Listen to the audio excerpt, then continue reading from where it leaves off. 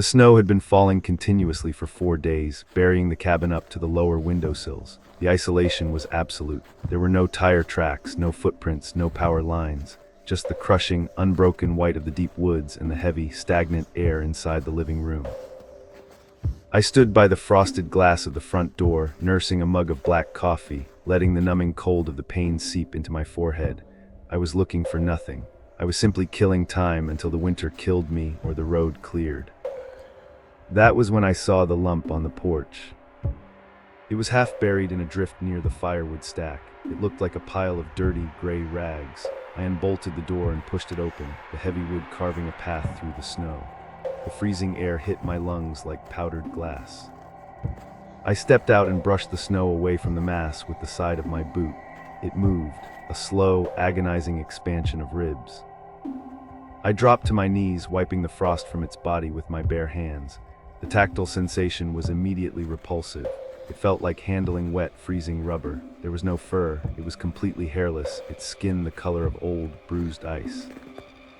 It was shaped somewhat like a starved greyhound, but the proportions were fundamentally wrong. The limbs were far too long, folding against its torso in an anatomy of sharp, impossible angles. Its spine protruded through the translucent skin like a row of submerged knuckles. Basic, unthinking pity overrode my revulsion. It was freezing to death. I gathered the limp, weightless body in my arms, my hands slipping against its slick, freezing skin, and carried it inside. I laid it on the braided rug directly in front of the cast-iron wood stove. I draped an old wool blanket over its shivering torso. For the next few hours, I sat in my armchair across the room, watching the flames cast flickering, orange shadows across the creature's back. As the ice melted from its skin, the deeper wrongness of its anatomy revealed itself. Its front paws did not end in pads or claws. They tapered into long, pale, multi-jointed digits. They looked like the emaciated hands of an arthritic old man. The creature did not sleep like an animal. It lay perfectly, rigidly straight, its thin arms crossed neatly over its chest underneath the blanket.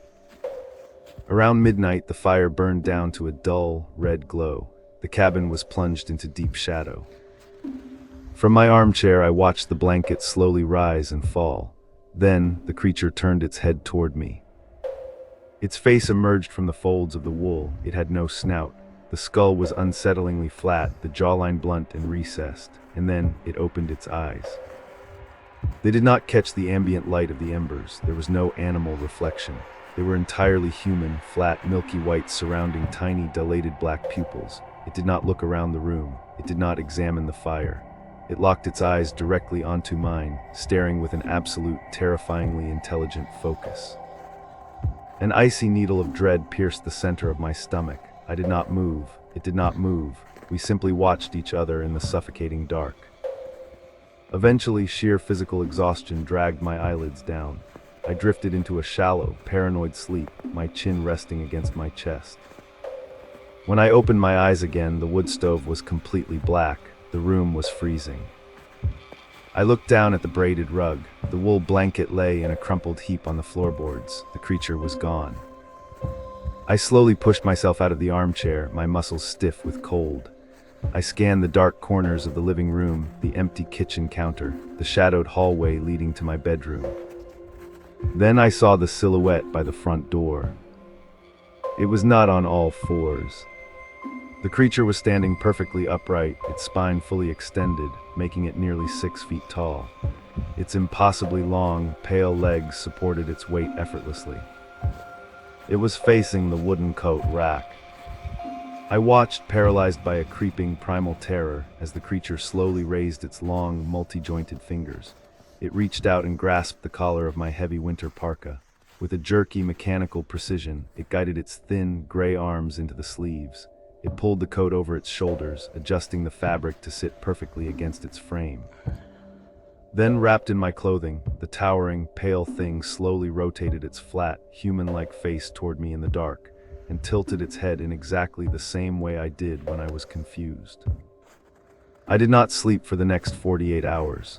The snow continued to bury the cabin, packing tightly against the window panes until the interior was plunged into a permanent, claustrophobic twilight.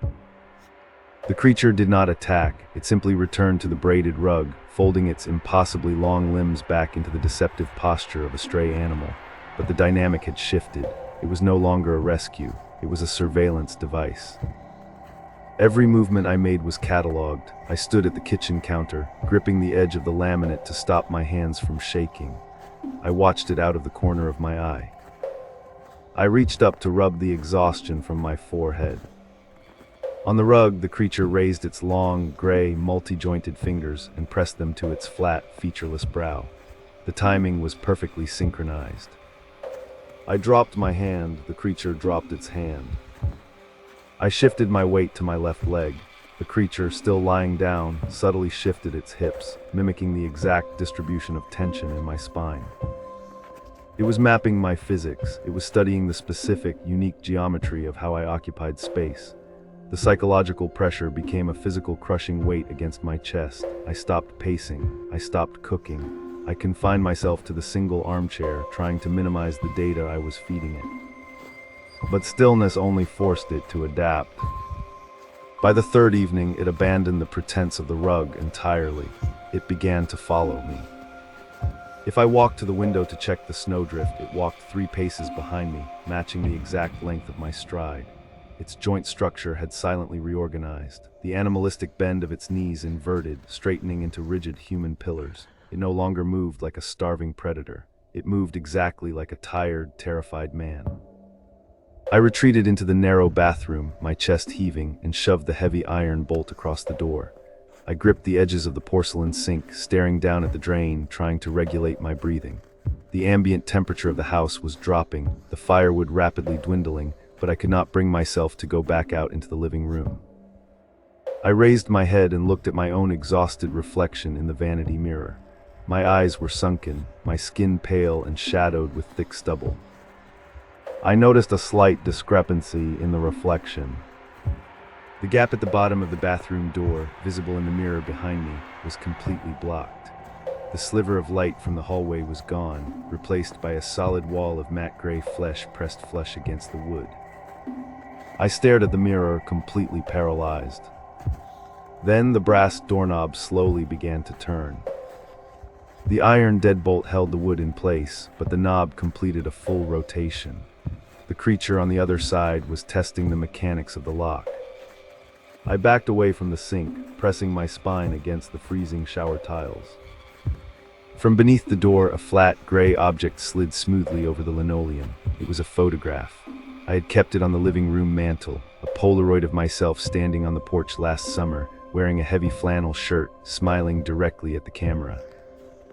I stared down at the Polaroid on the floor. The glossy surface of the photograph was warped. The ink in the center had been meticulously scraped away by a sharp, precise instrument, completely erasing my face from the image. I looked up from the defaced picture to the bottom of the bathroom door. The gray mass blocking the gap had shifted. It was no longer a foot or a leg. The creature had laid its head completely sideways against the floorboards.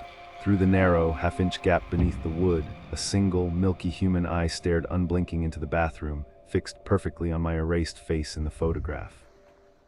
The single, milky eye beneath the door held its focus on the defaced photograph for a long, agonizing minute.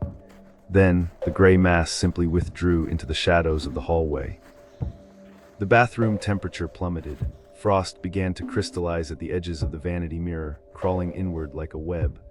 I remained pressed against the shower tiles, my breath pluming in thick white clouds, waiting for the doorknob to twist again. It did not twist. Instead, the center of the heavy wooden door began to bow inward.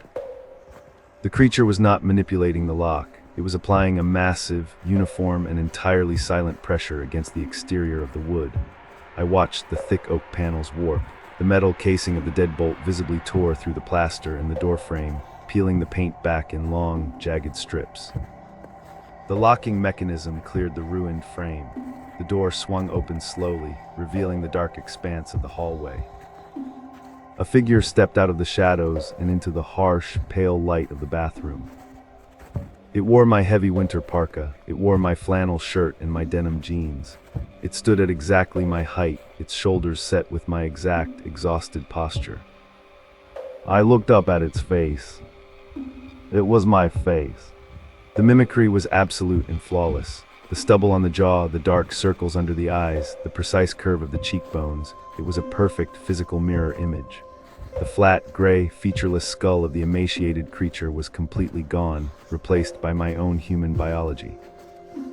It stood in the doorway, blocking the exit, looking down at me with an expression of profound, terrifying neutrality. I pushed myself away from the shower tiles, raising my hands to defend myself, to strike the imposter, to fight for my own existence. I brought my fists up into my line of sight. There were no fists. I stared at the limbs extending from my shoulders. The sleeves of my flannel shirt were gone.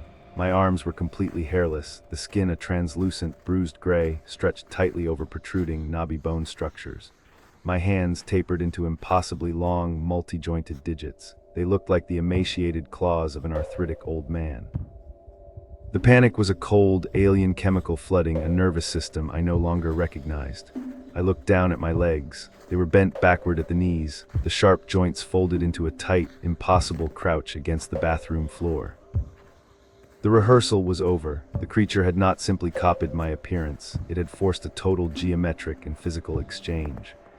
The cabin only possessed enough reality to sustain one human being, and my form had been overwritten by the stronger, predatory draft.